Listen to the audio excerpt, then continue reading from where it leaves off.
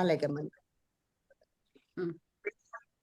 ఓం వాంగ్మే మనసి ప్రతిష్ఠిత మనో మే వాచి ప్రతిష్ఠితం ఆవిరావిర్మయేధి వేదస్య మ ఆణిస్థః శ్రుతం మే మా ప్రహాసీః అనేనాధీతేనాహోరాత్రాన్ సందధామి రితం వదిష్యామి సత్యం వదిష్యామి తన్మామవతు తద్వక్తారమవతు అవతు మాం అవతు వక్తారం అవతు వక్తారం.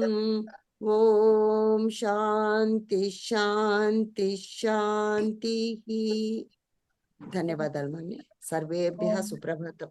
నమస్కారం. నమస్కారం మణి, ధన్యవాదాలు. నమస్తే, అందరికీ నమస్తే, ధన్యవాదాలమ్మా. చాలా చక్కగా చెప్పారు ఈరోజు. యా, సో ఇక్కడ మనము నిన్నటి క్లాస్ లో ఏం చూసాము అంటే ఓం నమస్తే అండి. ఓకే, ఇక్కడ లేనట్టుంది. ఇక్కడ మనకి గ్రూప్ లో షేర్ చేసినట్టున్నాను కదా. మణి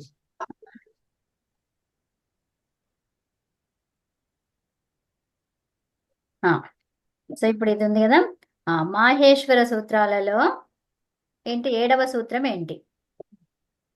యమంగణనం. యమంగణనం. ఇంకోటి మాహేశ్వర సూత్రాలలో, నేను ఇప్పుడు మళ్ళీ వేరే వాళ్ళని అడుగుతాను.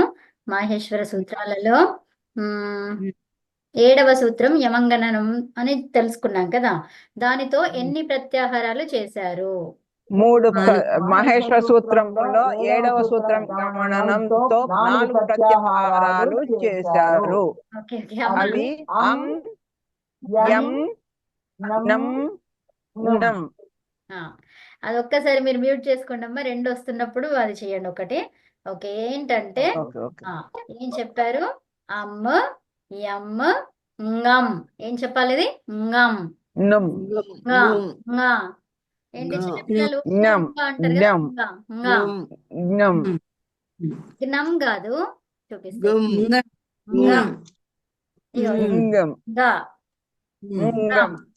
ఏంటిది? ఎం కాదు, పర్ఫెక్ట్. తర్వాత ఇదేమో ఇది ఇట్లా చదవాలి, ఓకేనా?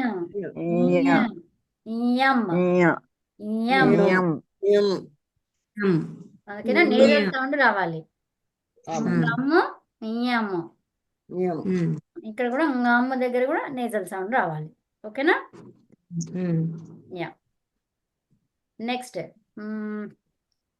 ఇది అం ప్రత్యాహారము అష్టాధ్యాయ సూత్రాలలో ఏ సూత్రంలో వచ్చింది? అం ప్రత్యాహారము అష్టాధ్యాయ సూత్రంలోని పుమః కయ్యం పరే 836 సూత్రంలో వచ్చింది. ఉత్తమం. పుమః ఖయ్యం పరే అని చెప్తున్నాం కదా. సో యా, అం ప్రత్యాహార వర్ణాలు ఏమిటి? అవి మొత్తం ఎన్ని? ఆగండి, నాకు ప్రత్యాహార వర్ణాలు ఏమిటంటే అన్ని అచ్చులు 9 అంతస్తాలు. యా, వా, ర్, అల్ 4. హకారము 1. హకారం 1 కదా. ఇంకా వర్గ పంచమాక్షరాలు 5 అక్షరాలు. అవేంటివి? ఏం చెప్పాలి?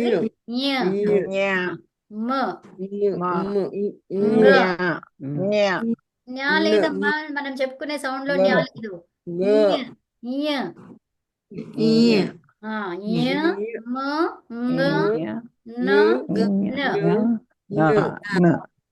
ఉత్తమం. సో ఇవి మొత్తం ఎన్ని ఉన్నాయి? ప్రత్యాహార అక్షరాలు 19. ఓకే, సో నెక్స్ట్ ఎవరు ఇప్పుడు చెప్తారు? నేను అడుగుతాను మీకు. నాకు కనిపించేది సత్యవాణి గారు చెప్పారా? Okay okay okay. Next Udayalakshmi గారు చెప్తాను. సో ఇక్కడ పుమః ఖయ్యం పరే ఉంది కదా, ఈ సూత్రం యొక్క విభక్తులు ఏంటి? పుమః 6 1 ఖై 6 1 అంటే షష్ఠి ఏకవచనం. షష్ఠి ఏకవచనము. ఉమ్, ఖై సప్తమి ఏకవచనము. ఉమ్, పరే ఉమ్, సప్తమి ఏకవచనము. ఉమ్, అనువృత్తి రు. అనువృత్తి రు వస్తుంది అనమాట కదా. ఉమ్, ఉత్తమం. ఉమ్. ధన్యవాదాలు. నెక్స్ట్ ఖై ప్రత్యాహార వర్ణాలు ఏంటి? అవి ఎన్ని? అరుణ గారు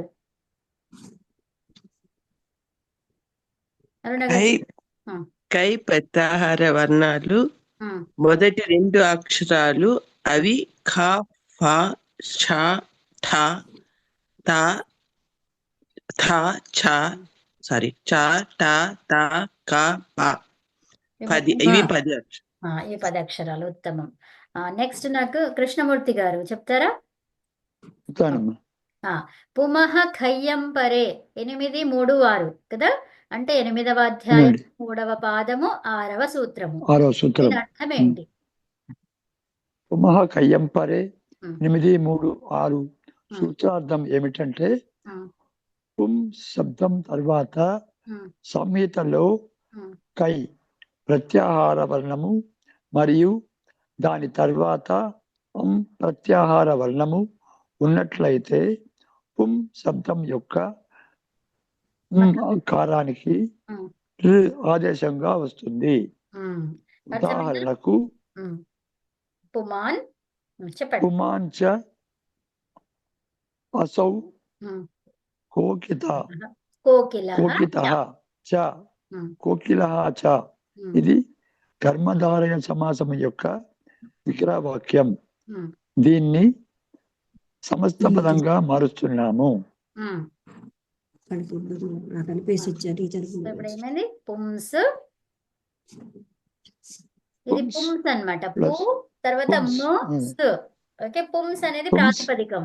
సో ఈ పుమాన్ ఏదైతే ఉంది చూడండి, దానికి పుంస్ అనేది ప్రాతిపదికం అన్నమాట.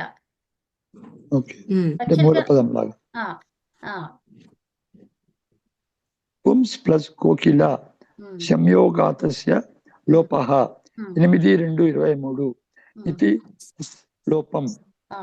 లోపం అంటే ఏంటిది? ఇక్కడ సంయోగ అంతస్య లోపః అంటే 2 అక్షరాలు ఉన్నాయి చూడండి, ము స్. ఈ ము స్ లో మనకి అక్కడ అచ్చులు కనిపిస్తున్నాయా? ము కదా, తర్వాత ఇక్కడ అచ్చులు కనిపిస్తలేవు. ఈ అచ్చులు కనిపించకుండా ఉంటే దీన్ని ఏమంటాము? సంయోగం. ఏమంటాం? సంయోగం. ఇది మనం చెప్పుకున్నాము, కాకపోతే మళ్ళీ ఒకసారి రివైజ్ చేస్తున్నాము. సంయోగం అంటాం అన్నమాట. ఈ సంయోగములో చివరిగా ఉన్నది లోపిస్తుంది.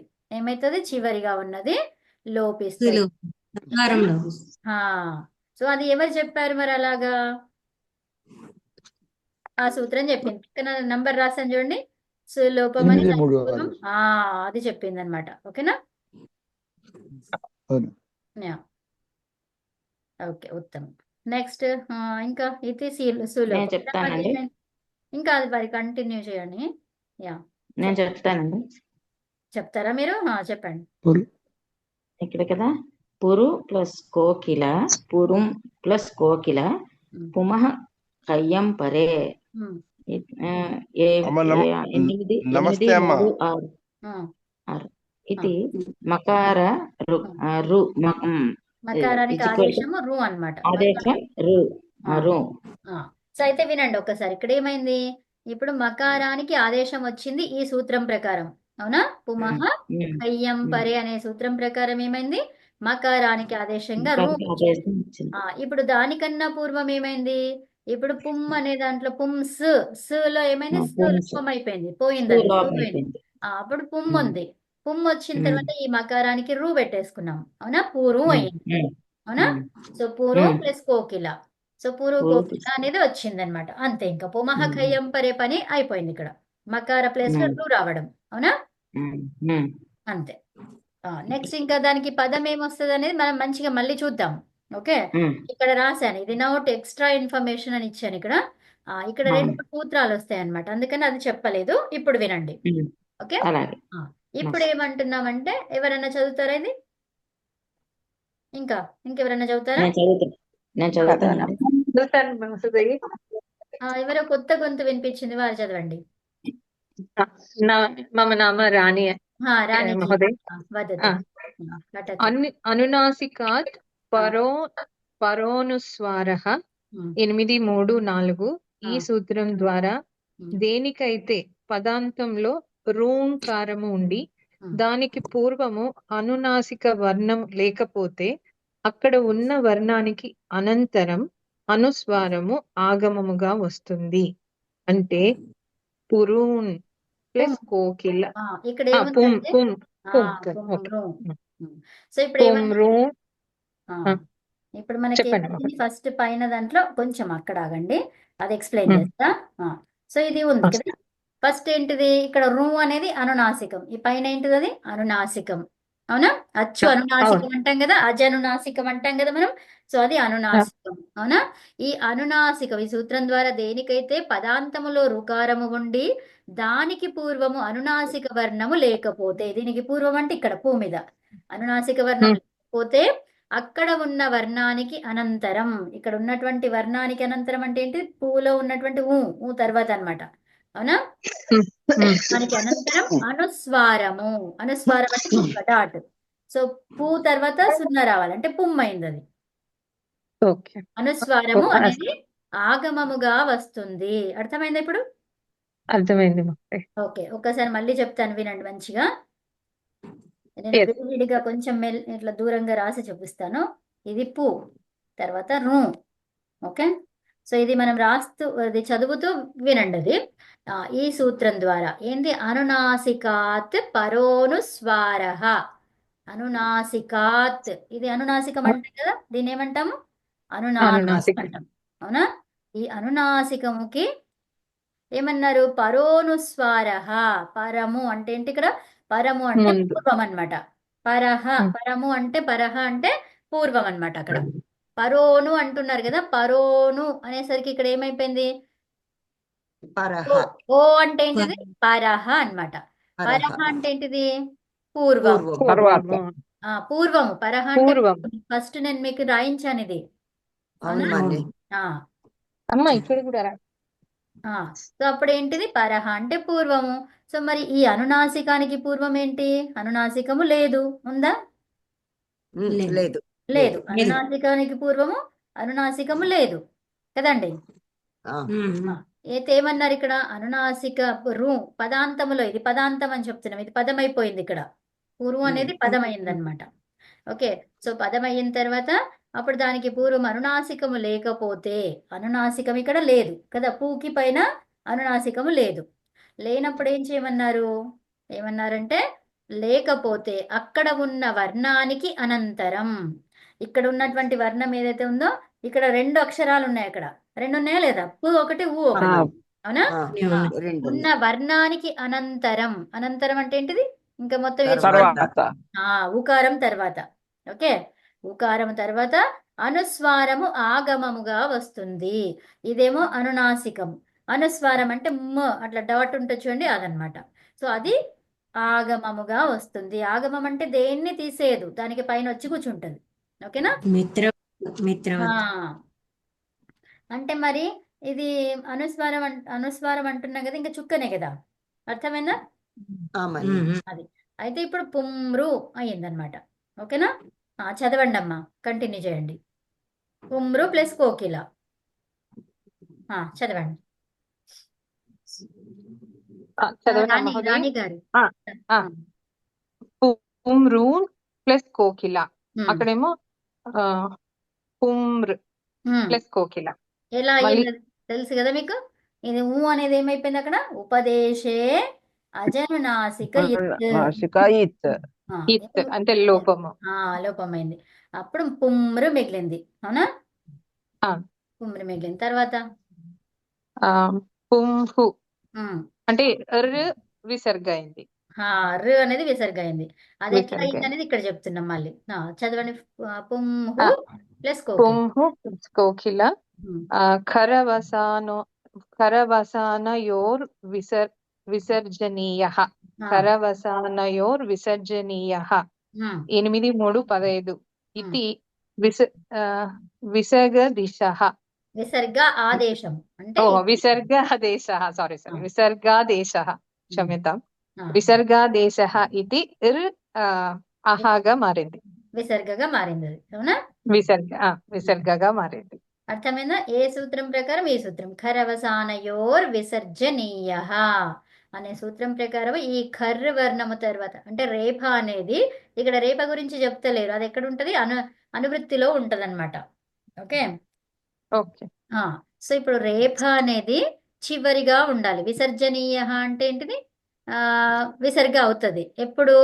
ఖర్ర అనే వర్ణమన్నా ఉండాలి, లేకపోతే అవసాన దశలోనన్నా ఉండాలి. అవసాన దశ అంటే ఏంటి? రేఫ తర్వాత ఇంకేం లేదు. ఇది ఒక పదం కదా, ఇది పదాంతం ఇది. అవునా? ఆమని సో పదాంతం అన్నప్పుడు పదానికి చివరి ఇంకేం లేదు కదా, ఏం లేదు. లేదు. లేకపోతే మళ్ళీ తర్వాత కర్ర వర్ణం అన్నాం అంటే ఇప్పుడు ఇంతకీ ఆగలేదు కదా, ఇంకా ప్లస్ కోకిల అని కూడా వచ్చింది మనకు. అవునా? సో కోకిలలో ఏముంది? కర్ర వర్ణం ఉంది. కర్ర అంటే ఏంటి మరి? కర్ర అంటే హా, తర్వాత ప్రథమ ద్వితీయ వర్గీయ Correct. వ్యంజనాని వర్ణాని. అవునా? సో ఫస్ట్ వర్గంలో ప్రథమ ద్వితీయ, సెకండ్ వర్గంలో మళ్ళీ ప్రథమ ద్వితీయ, అట్లా 5 వర్గాలు ఉన్నాయి కదా. 5 వర్గాలలో ప్రథమ ద్వితీయ తీసుకుంటే అది కర్ర వర్ణం అంటాం. పైన చూసుకున్నాం కదా మనం. అవునా? అవును. సో ఆ కర్ర వర్ణాలలో కకారం ఉందా?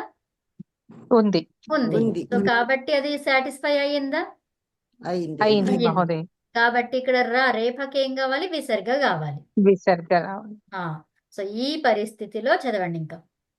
ఈ పరిస్థితిలో ఇకార ఉపధ లేదా ఉకార ఉపధ తర్వాత ఉన్న విసర్గకి షకారం ఆదేశంగా వస్తుంది. ఇక్కడ మన పరిస్థితులు ఏముంది? ఇక్కడ ఇకార ఉపధ ఉందా, ఉకార ఉపధ ఉందా? ఇక్కడ ఉకార ఉపధ ఉంది. కాబట్టి అప్పుడు షకారం ఆదేశంగా రావాలి. దేనికి రావాలి? ఎట్లా రావాలి చూడండి. పరములో ఏముండాలి? మళ్ళీ కండిషన్ ఉంది ఒకటి. పరంలో ఖ ఖ ప ఫ లలో ఏదో ఒక వర్ణం ఉంటేనే అప్పుడు షకారంగా వస్తుంది. సో ఇప్పుడు మన పరిస్థితుల్లో ఎట్లా ఉంది? ఇప్పుడు మరి కా ఉంది. సో అప్పుడు ఇక్కడ ఏం రావాలి? పుంష. అవునా? ఈ అనేది షాగా మారింది, ప్లస్ కోకిల అయ్యింది. తర్వాత ఇలా చెప్పిన సూత్రం ఇదుదు పదస్య చాప్రత్యయస్య 8:3:41 అది సూత్రం పేరు. కానీ దీనిని బాధించి షకార స్థానంలో స్ రావాలి అని ఒక వార్తికం చెప్పింది. అది సంపుంకానాం సో వక్తవ్యః. సో ఇప్పుడు ఈ షకారం రావాలని చెప్పిన సూత్రం ఏంటి? ఇదుదుపదస్య చాప్రత్యయస్య. ఓకే. ఇదుదుపదస్య చాప్రత్యయస్య అనే సూత్రం ఏం చెప్పింది? ఇక్కడ విసర్గ స్థానంలో షకారము రావాలి ఎప్పుడంటే పరములో క ఖ ప ఫ అనే వర్ణాలు ఉంటే, ఇందులో ఏదో ఒకటి. అయితే మన పరిస్థితిలో ఏముంది? ఇక్కడ కా ఉంది. మన సిచ్యువేషన్ లో కా ఉంది. కాబట్టి ఈ విసర్గకి ఏం కావాలి? షకారం కావాలి. మళ్ళీ తర్వాత ఏమొచ్చింది? ఒక వార్తికం వచ్చింది. ఒక వార్తికం వచ్చేసి ఏం చెప్పింది? ఈ షకారం కావద్దు, సకారం కావాలి అని చెప్పింది. అర్థమైందా? అర్థమైంది. కాబట్టి పుంస్ అని రాసాము. పుంస్ కోకిల. ఇంకా కలిపేసేయండి అంతా. మేడం మళ్ళీ ఒకసారి చెప్పారా? సెకండ్ హాఫ్ మేడం ఈ పరిస్థితుల్లో నుంచి మళ్ళీ ఒకసారి కొంచెం ఎక్స్ప్లెయిన్ చేయరా? ఒక్క నిమిషం ఆగండి. ఇప్పటి వరకు ఏం చెప్పుకున్నాము? ఈ పరిస్థితిలో అంటున్నాం. ఈ పరిస్థితి ఏ పరిస్థితి? పుంహు కోకిల ఈ పరిస్థితి. ఆ పరిస్థితిలో ఏముంది? ఇక్కడ ఇకార ఉపధ లేదా ఉకార ఉపధ ఉండాలి. సో ఇప్పుడు మనకి ఏముంది? ఇక్కడ ఇకారం ఉందా, ఉకారం? ఉకారం ఉంది. ఉకారం ఉంటే ఈ రెండిట్లో ఏదో ఒకటి అన్నమాట. ఇకారం అన్నా ఉకారం అన్నా ఉంటే అయితే ఆ తర్వాత ఉన్న విసర్గకి ఏం కావాలంట? షకారంగా కావాలి. ఓకే. ఉకారం ఆదేశం వస్తుంది. ఇప్పుడు ఇక్కడ విసర్గ ఉందా ఉకారం తర్వాత? ఉంది మేడం. ఉంది కదా. సో ఏమైంది? విసర్గకి ఏం కావాలంట? షకారము ఆదేశంగా కావాలి. అయితే ఆదేశంగా రావాలని చెప్పిన సూత్రము ఇదుదుపదస్య చాప్రత్యయస్య. ఏంటి? ఇదుదుపధస్య చ ప్రత్యయస్య ఇదుదుపధస్య ఇదుదుపధస్య ఇదుదుపధస్య చ చా ప్రత్యయస్య ప్రత్యయస్య ఉత్తమం. సో ఇలా రావాలి అంటే ఈ షకారంగా విసర్గ షకారంగా మారాలి అంటే పరములో ఏముండాలన్నారు? క లేదా ఖ, పా లేదా హ, ఈ 4 అక్షరాలలో ఏదో ఒకటి ఉండాలి. అప్పుడే ఈ విసర్గ షకారంగా మారుతుంది అని చెప్పారు. సో అయితే మరి ఇక్కడ మన పరిస్థితిలో ఏముంది? కకారం ఉంది. కాబట్టి ఈ విసర్గ షకారంగా మారాలా వద్దా? మారాలి. పుంష కోకిల అయింది. ఈ పుంష కోకిల అయిన తర్వాత మరి అంతకీ ఆగలేదు. ఎవరు వచ్చారు మళ్ళీ? వార్తికకారుడు వచ్చేసి ఏం చెప్పాడు? ఒక వార్తికం చెప్పాడు, ఒక వాక్యము. వార్తికకారుడు చెప్పేదంతా ఎట్లా ఉంటది? వాక్య రూపంలో ఉంటది. వర రుచి ఏమంటాం మనము? అంటే వాక్యాన్ని తయారు చేసింది, వాక్య రూపంలో చెప్పింది ఎవరు? వరరుచి. కాబట్టి ఆ వరరుచి వచ్చేసి ఏం చేశారు మహర్షి? వరరుచి వచ్చి ఇది ఇలా కాదు, ఏమన్నారు? షకారం కాదు, షకార స్థానంలో సకారం రావాలి. ఏమన్నారు? దాన్ని బాధించి షకారం రావద్దు, అక్కడ సకారం రావాలి అని చెప్పారనమాట. అర్థమైందా? కాబట్టి అక్కడ ఏం చేసాం మనము? పుంస్ అని చెప్పాం. పుంస్ కోకిల అయింది. తర్వాత మొత్తం కలిపేస్తే ఏమైపోయింది? పుంస్ కోకిల. పుంస్ కోకిల. పుంస్ కోకిల అంటే ఏంటిది? ఆ కోకిల అనేది ఎవరు? మగ కోకిల అని చెప్తున్నాం. అది ఓకే, అర్థమైందా? మగ కోకిల అని చెప్పడానికి సంస్కృతంలో ఏమంటాము? పుమాంచ అసౌ కోకిలహ చ అని అన్నాము. సో దాన్ని, ఇది ఒక సమాసం, ఇది అవునా? ఇది ఏంటిది? ఆ సమాసం యొక్క విగ్రహ వాక్యం ఇది, అవునా? ఇది కర్మధారయ సమాసం అంటాం దీన్ని. సో అయితే కర్మధారయ సమాసం ఏదైతే ఉందో అది చాలా పెద్దగా ఉంది కదా. సో ఆ పెద్దగా ఉన్న విషయాన్ని మనము జస్ట్ ఒక చిన్న పదంలో చెప్పేసేయాలి. ఏమన్నారు ఇక్కడ? పుంస్ కోకిల. అర్థమైందా? సో మరి పుంస్ కోకిల అది ఎట్లా రావాలి అని అంటే ఇదంతా ప్రొసీజర్ ఉంటది. సో ఆ ప్రొసీజర్ మనకు నేర్చుకునేప్పుడు చాలా పెద్దగా అనిపిస్తుంది. నేర్చుకున్న తర్వాత ఓ ఇది ఇంతేనా, సింపుల్ అనిపిస్తుంది, అవునా? అంతే. సో అట్లా అన్నమాట. ఇప్పుడు ఎవరు? భగవంతుడు ఈ సృష్టిని రచిస్తున్నప్పుడు ఆయనకది పెద్దగానే, ఎందుకంటే ఎన్నో అంటే మొత్తం 4 యుగాల సమయం పట్టింది ఆయనకి. అర్థమైందా? ఆ 4 యుగాలు ఏవైతే ఉన్నాయో ఆ యుగాలు మొత్తం మనకి 4 యుగాలు, కానీ భగవంతునికి 4 యుగాలు మొత్తం ఒక్క రోజు అన్నమాట. అర్థమైందా? సృష్టి రచనకి, సృష్టి స్థితికి, సృష్టి ప్రళయానికి మొత్తం 3 రోజులు ఆయనకి, అవునా? సో మనకేంటి? యుగాలన్నమాట. మళ్ళీ చెప్పారా? ఒక కల్పం. ఏంటమ్మా? సృష్టించడము, స్తుతించడము. సృష్టి, స్థితి, లయ. సృష్టి, స్థితి, లయం చేయడం అంటే డిస్ట్రాయ్ చేయడం. అది ప్రళయం లాగా. ఇది సృష్టి జరిగిన తర్వాత మళ్ళీ అందులో అందరూ సస్టైన్ కావాలి. స్థితి, సస్టైన్ అవ్వడం స్థితి. లయ అంటే డిస్ట్రాయ్ అవ్వడం. ఒక్కొక్క దానికి ఒక్కొక్క రోజు పట్టింది, కానీ మనకు అది 4 యుగాలు ఒక సృష్టి. ఇప్పుడు 4 యుగాలు మళ్ళా స్థితి, 4 యుగాలు లయం అన్నమాట, అవునా? సత్యయుగము, త్రేతాయుగం, సత్యయుగం రెండు ఒకటే కదా. ఆ తర్వాత ఏంటి? మొదటిది కృతయుగం, త్రేతాయుగం. కృతయుగమే అదనమాట. ఈ కృతయుగమే సత్యయుగం, ఇదే సత్యయుగం. తర్వాత త్రేతాయుగం, ద్వాపర, తర్వాత కలియుగం. ఒక్కొక్కటి ఎన్ని సంవత్సరాలు? 4,32,000. సో ఇప్పుడు ఇది 4,32,000. దానికి డబుల్ చేయండి, ఏమైతుంది? 64,000. మళ్ళా దీనికి 4,32,000.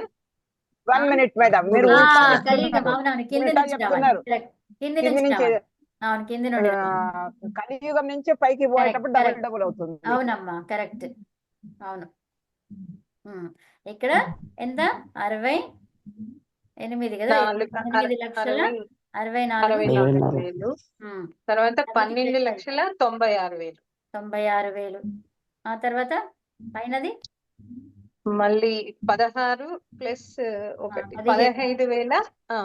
15 లక్షల 15 లక్షల 17 కదమ్మా. 17 12 అవునమ్మా 17 లక్షల. కాదు కాదు కాదు కాదు 25 లక్షలు అవుతుంది అది. ఒక ఎందుకు ఎంత అవుతుంది? 4 యాడ్ అవుతుంది అంతే కదా.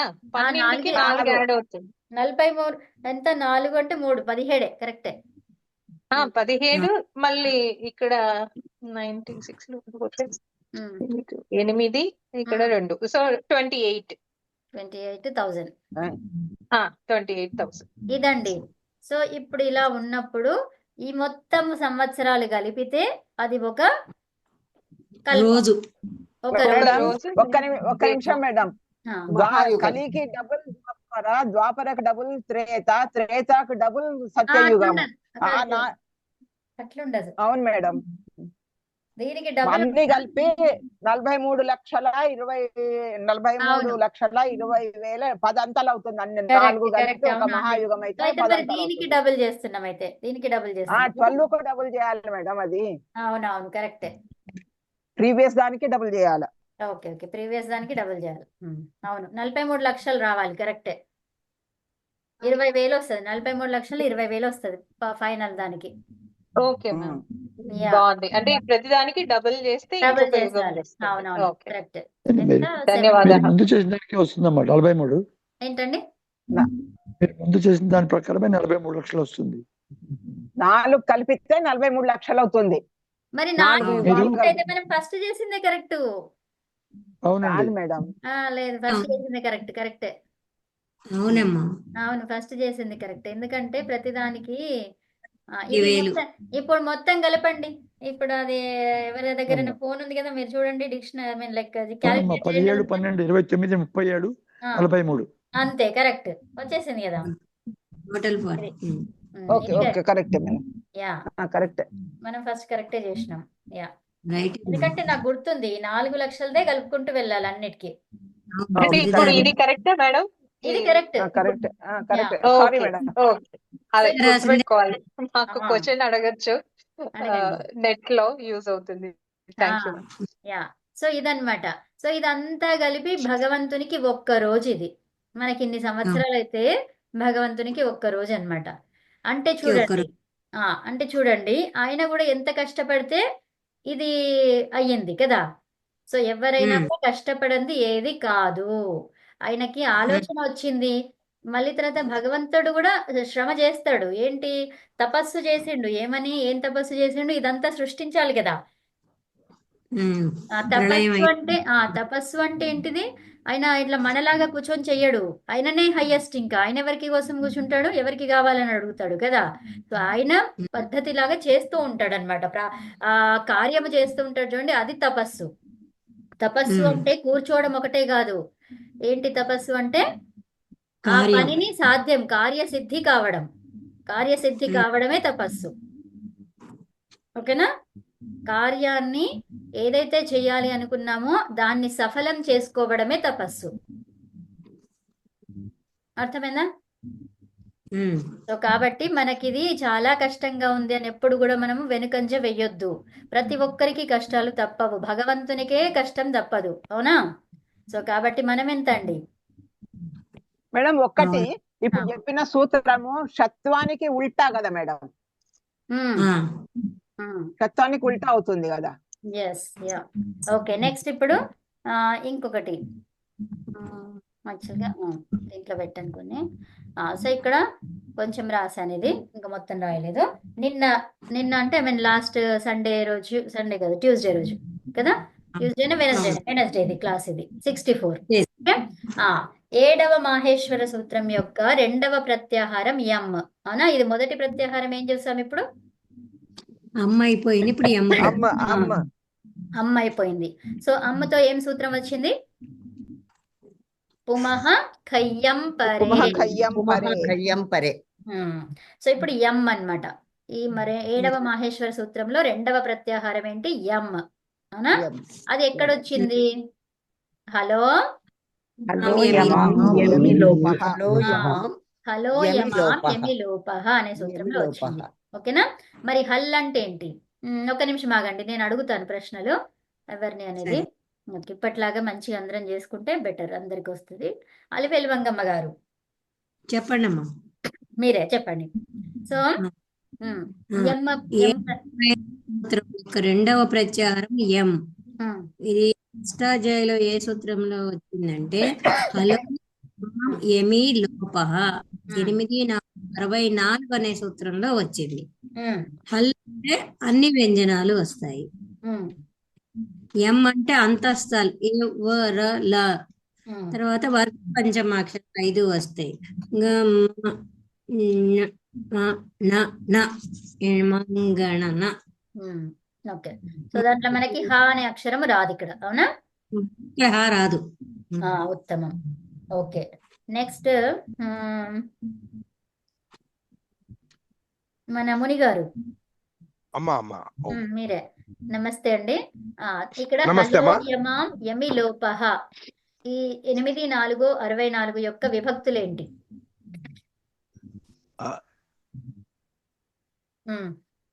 ఇది చదవాలా ఇది? చదవండి. హలో యమం యమి లోపః ఉమ్. 8×4 సూత్రార్థం ఏమిటి? ఇది కాదు, ఇది హలో ఇది కాదు. ఈ ప్రశ్న విభక్తులు ఏమిటి? రెండవ ప్రశ్న. రెండో ప్రశ్న. ఓకే. హలో యమం యమి లోపః 8×4 యొక్క విభక్తులు ఏమిటి? హలో యమం యమి లోపః 8×64 యొక్క విభక్తులు మరియు సూత్రార్థము అలహ. అలహ అంటే పంచమి ఏకవచనం. యమాం అంటే షష్ఠి బహువచనం. యమి సప్తమి ఏకవచనం. లోపః లోపః ప్రథమ ఏకవచనం. ఉత్తమం.